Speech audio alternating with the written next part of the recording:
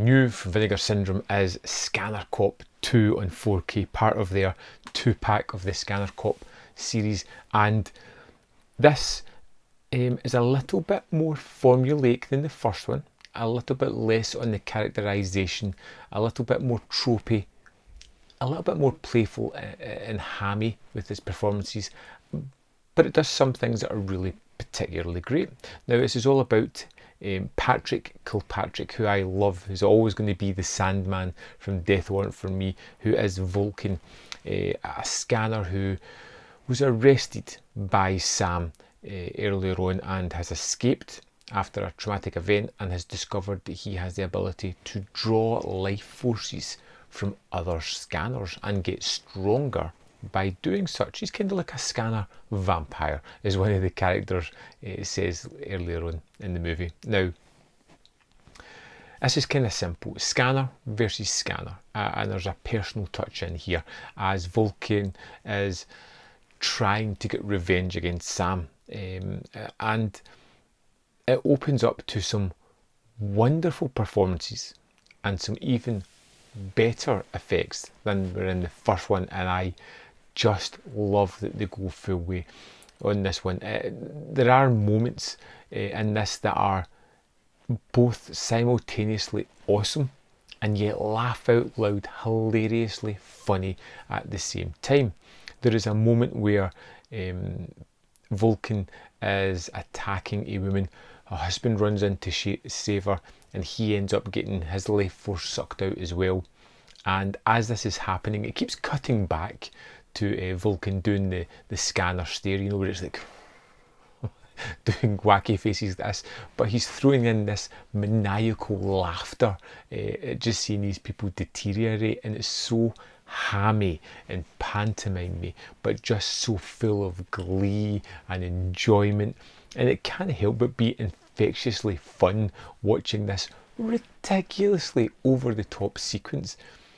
And it made me wonder about how they were filming it, just getting him to make these ridiculously silly performances, the faces of scannerisms, which they do in this one. Of course, Daniel Quinn is back as Sam, who looks to have bulked up a little bit, although you don't see too much of the muscles too much, other than the telepathy ones that he uses, or the telepathic ones anyway.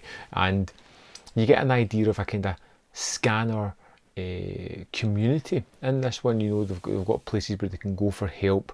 They're on the drugs to help them out. They're trying not to overly use their abilities. There seems to be commonality between them all. They all seem to know each other and kind of help sometimes, and it just added a kind of world building to me. But by giving us simply Sam and Vulcan, there's a couple of other characters sprinkled in, but it's mainly these two, and it's stripped back to be a showdown, like it says in the title. It's all about Vulcan killing other scanners for one, to give us awesome practical effects sequences of these people literally melting from the outside in, which is utterly wonderful, an effect so amazing that they use it several times, and it's always great.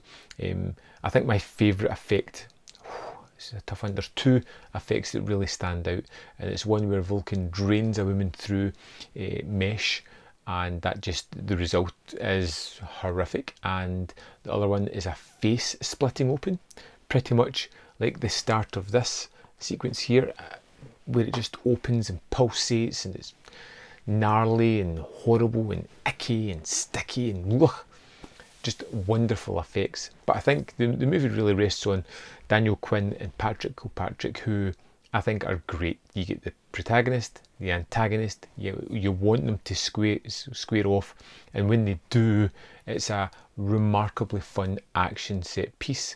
And it's one of those ones where you're always wary whenever there's a bystander, because you know that somebody's going to use that bystander as a projectile, a weapon to throw at the other scanner.